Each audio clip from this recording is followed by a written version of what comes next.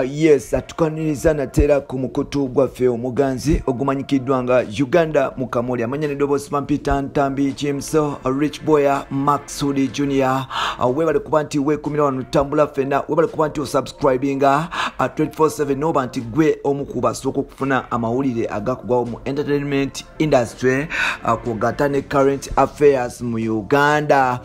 Jose Chameleone nga yakamala okuba abantu yakamala okuba nti alina emisango giyaziza olunaku lwa leero kooti anti-corruption court bwekityo eyisiza ekiwandiiko nga kimuyita mu kooti era nga Jose Chameleone bamuyita mu kooti oluvannyuma okuba nti yaferinga okuba nti asasula emiliyoni 137 eza URA. Now tukwaniriza ku mukutu gwaffe omugazi ogumanyikiddwa nga Uganda Mukamuli omulundi omulala webale kuba nti otambula naffe 24/7 tuba nti weekumira n'okuba nti ofuna amawulire agakagwawo mu entertainment industry kugata ne current affairs. Olunaku lwa leero Jose Chameleone butanga yepanka butanga yesudia ali mu tabo. Tujukire nti Jose Chameleone waliwo emmotoka gyabadde avuga yes gyabadde avuga ekika kya Toyota Land Cruiser V8 enamba nga ya Sudan eri namba SSD 499B. yes abadde yagivuga okuva emyaka gyonna era nga yagifunisako na accident side zembala. Now yali Easter holidays oba Easter Monday. Jose Chameleone watyo emotoka yali agezako kuba nti avuga emotoka agende wali eri ku BBS telefone abere nga entertaining abantu Tamuka modiro yo sheno etegekebwa mwana mola amanyikiddwa nga Diana Nabatanzi. Jose Chameleone bwatyo yakwatibwa polisi kugana ne URA ne bamutaginga nga avunanyuma omusango okuba nti avuga emotoka nga tagisasulidde misolo.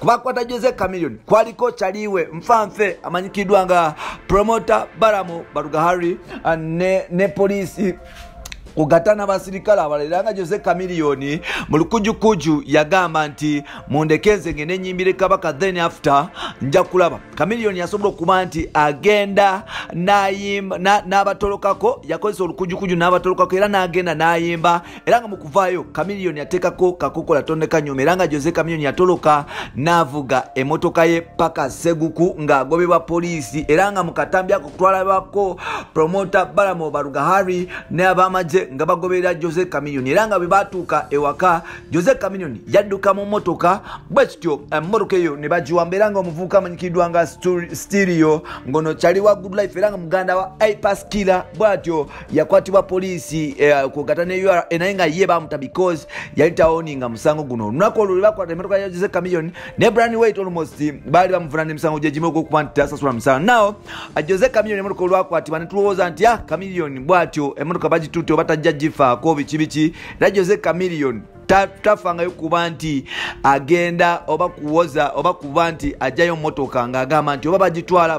Now olunaku lwa leero omulamuzi wa anti-corrupt court chief magistrate Pamela Ramunu Okaya avuddeyo n'ayisa ekiwandiiko nga ayita Jose Chameleone mu kooti ennaku z'omwezi 3 July wali ku Buganda court. Jose Chameleone ayitibwa mu kooti okuba nti yewozaako ku bigambo okuba nti adojinga emisolo gineno mpolampola era nga ekiwandiiko kino kyasayiningibwako omukungu wa URA oba omukulu wa URA custom amanyikiddwa nga Simon Peter Ogwanga nga ayita Jose Chameleone babere nga tibennyonnyolako wali eri ku Buganda court nti lwaki omukulu ono tayagala kusasula misolo lwaki yes abuza eggwanga. You know like Uganda bantu bangi nnyo atasula misolo especially ba MPs ba ministers kogata ne ba celebrities abenjawulo nga bo bakozesa nnyo amaanyi n'amanya gabo kuba nti bayisawo ebintu eggwanga niriba nti lifirwa mpolampola.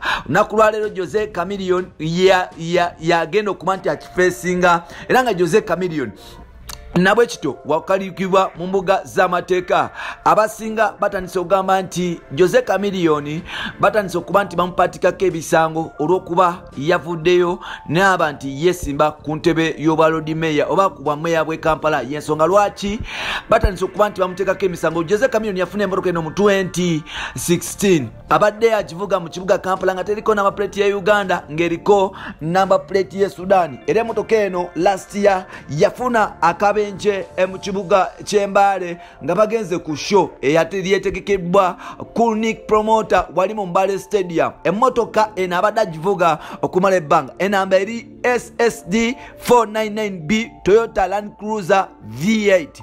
Jose Chameleone jabadde avuga olunaku lwa leero omukulu oba omulamuzi amanyikiddwa nga Pamela nabwe kityo amuyise mu kooti. Pamela Okaya amuyise mu kooti nga bagetibwako ne omukungu wa URA amanyikiddwa nga Simon Peter Ogwanga. Bayise Jose Chameleone bamutute mu mbuga z'amateeka lwakuba nti tasasula misolo. Jose Chameleone wakudda ku zero kubanga bamuleyinze emisango mingi jalina okuba nti yewozaako ate nga buli musango gutwala ssente. Katusuubire Jose Chameleone tebamusibe mu kkomera ne baba nti bamulemesa okuba nti yesimbawo ku bukulu ku bulodi bw'e Kampala. Tujjukire nti Jose Chameleone butanga ava mu NRM negata ku DP ebisango bize bimutekebwako. So n'olwekyo omukulu ono agenda kuba nti akajjattuka. Bino n'ebirala byebonera mu episodes zaffe zitekomusika n'entambi Jimso Rich Boy Maxud John. You can follow me on Twitter nkosa Jimso 16 ate nga ku Facebook nkosa Ntambi Jimso. Then ne tuba ntukwatagana mpola mpola. Bye bye.